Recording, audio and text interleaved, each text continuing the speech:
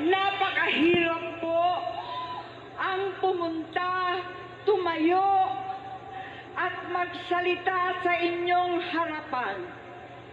Pero noon pa man, alam kong walang madali kapag ikaw ay Marcos. Nanginginig ako at ang aking boses, hindi dahil ako'y natatakot sa inyo, kundi dahil nalulungkot po ako. Ipagpaumanhin ninyo kung sa gitna ng pagsasalita ako, ako'y hihinto, hihinga dahil sa bigat ng aking kalooban. Pero hindi yan ang dapat kong ihingi ng paumanhin. Hindi yan ang kasalanan ko sa bayan na dapat ihingi ko ng tawad. Narito po ako dahil sa tawag ng Iglesia ni Cristo para sa transparency, accountability at hustisya. At dahil sa tawag ng sarili kong konsensya, bilang senador, bilang kapatid, bilang Pilipino. Bata pa lamang kami ni Bongbong. Alam na ng buong pamilya ang problema sa kanya.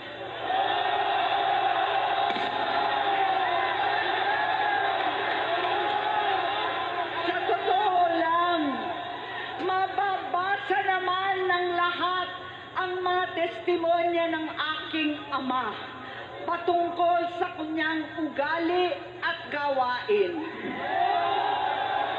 Noon, dahil may tatay pa kami, hindi ko pa siya responsibilidad.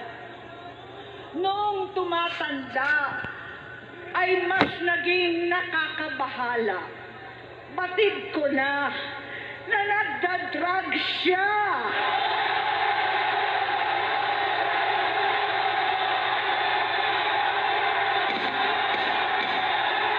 Nalaman ko at ng pamilya, seryoso ito. Minsan, kami ng Presidential Guard at Metro Gompa ang naglilinis tuwing nagpa-party po sila.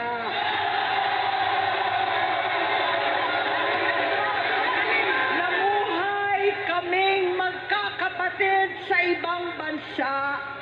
Kami-kami lang.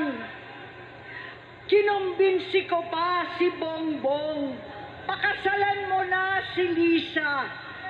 Naisip ko noon, kapag nag-asawa siya, malalagay na sa tahimik at magkakaroon ng direksyon. Ang laki ng pagkakamali ko. Mas lumala ang kanyang pagkalulong sa droga.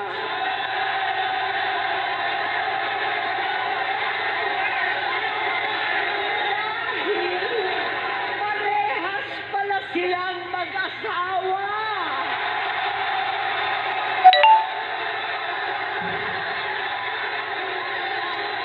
Naging gobernador siya ng Ilocos. Alam ng mga tao doon na halos hindi siya pumapasok. Tuwing kukumprontahin ko siya, ay nagsasabi siyang magbabago na siya, aalisin na niya ang bisyo. Hanggang sa may nagsumbong na naman sa akin na sa paggising pa lang sa umaga, kasabay ng almusal, marijuana pala.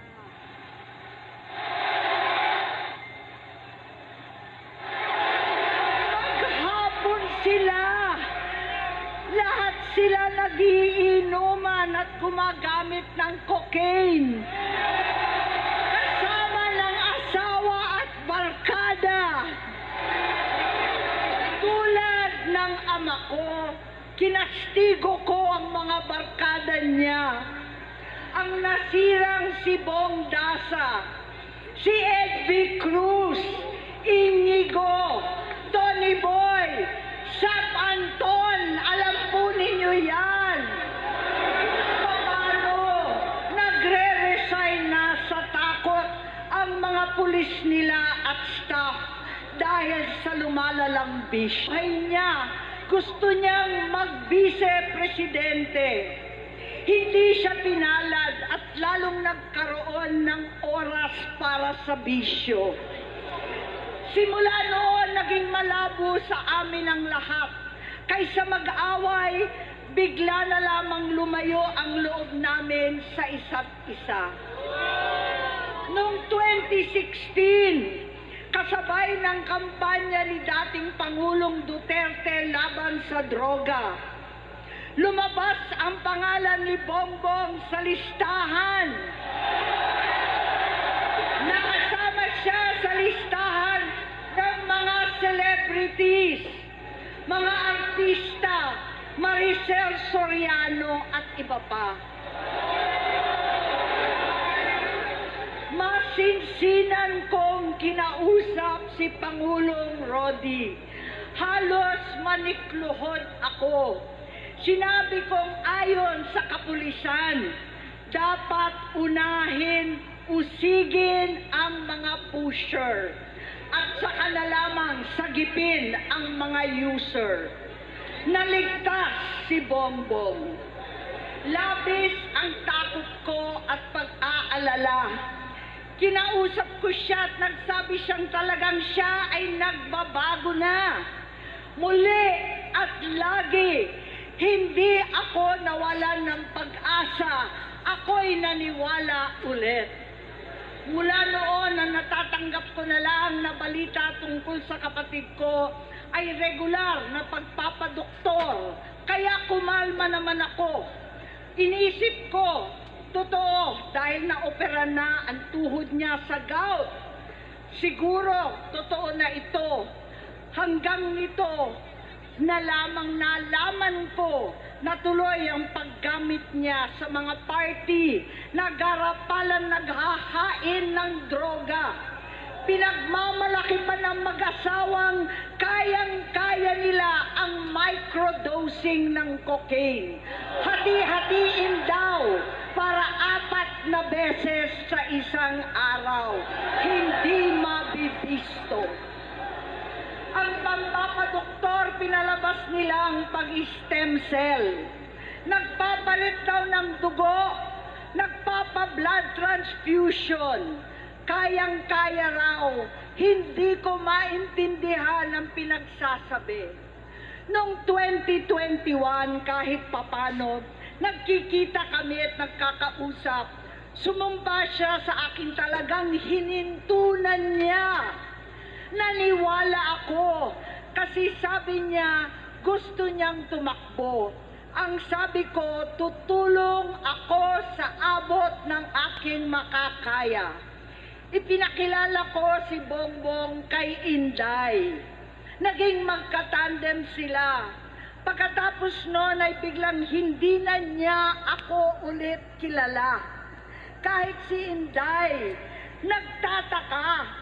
Bigla ako na itsapwera. Kahit ganon, nangampanya pa ako para sa kanya. Kahit si Inday na lang ang aking nakakausap. Hindi ko alam bakit ako nakaban sa headquarters nila sa Mandaluyong. Hindi ko alam bakit walang nagre-report sa akin tungkol sa kampanya. Sa totoo lang, masakit